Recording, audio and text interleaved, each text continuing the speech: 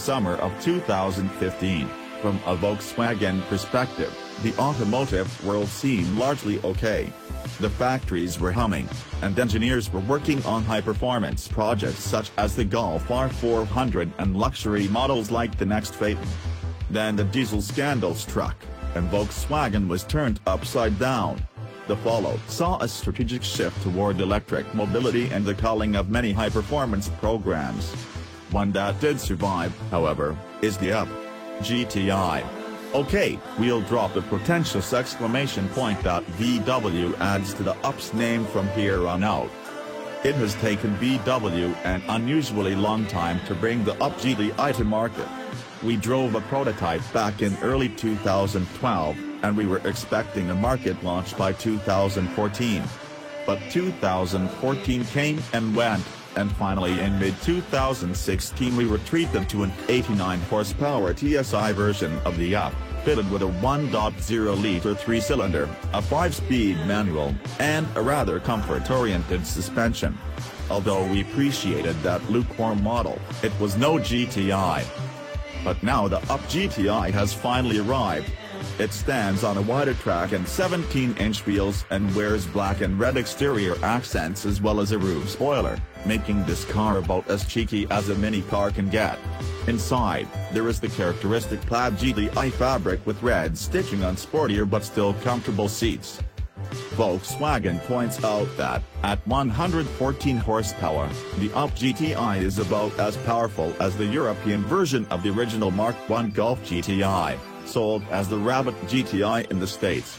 That's a good comparison, but a more recent precursor to the UP GTI was the Lupo GTI, a Ferdinand Piëch favorite, which was launched in Europe in 2000.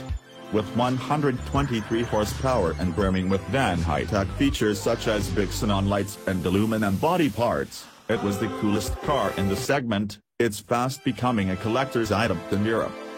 For the UP GTI, squeezing another 25 horsepower out of the tiny EA 211 turbocharged 3-banger was no easy feat, say the engineers. This is the first VW engine to be certified according to the most recent Ultra Challenge and European emissions standards. The hardware is almost identical to the 89 horsepower version, although the pistons have been modified, fuel injection pressure is increased, and the turbocharger features a different geometry. VW had to overcome the increased back pressure of the new exhaust system featuring 2 catalytic converters, one of which also serves as a particulate filter. The exhaust treatment not only saps power but has another disadvantage: it makes this car even quieter, so VW had to resort to artificial sound enhancement inside the cabin. But unlike many other overly synthesized examples of this technology, the UP GTI actually works well, augmenting the characterful, sonorous sound of the 3-cylinder engine.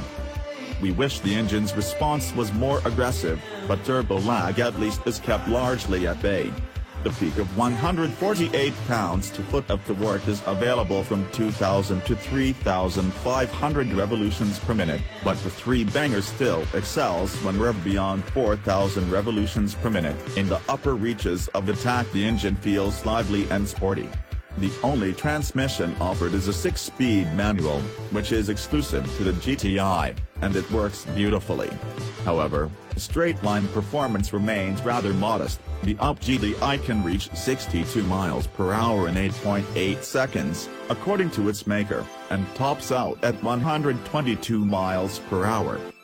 The GTI's engine is clearly superior to the version in the UP TSI, but the chassis has made an even greater leap. The steering is more direct. The GTI sits 0.6 inch lower on a firmer suspension, and the anti-roll bar is stiffened by 30%. The wheel offset also is greater, and the track has been widened as much as possible without necessitating modifications to the body. All the effort has paid off. This UP feels a lot stiffer, the tendency to understeer has been greatly reduced, and the steering is connected and direct. We also love the strong brakes. Behind the wheel, one feels instant harmony with the car and the road, and even though the UP GTI doesn't deliver rocket-like straight-line acceleration, it's truly fun to drive. The only serious competitor to the Up GTI is the Fiat 500 Abarth. The raucous Abarth is more powerful but severely lacking in refinement, and we'd be tempted to choose the sophisticated VW instead. Alas, that's a choice that won't be offered to buyers in the United States. For now, you'll have to take our word for it. At least in some corners of Volkswagen's Wolfsburg headquarters, the good times are still rolling.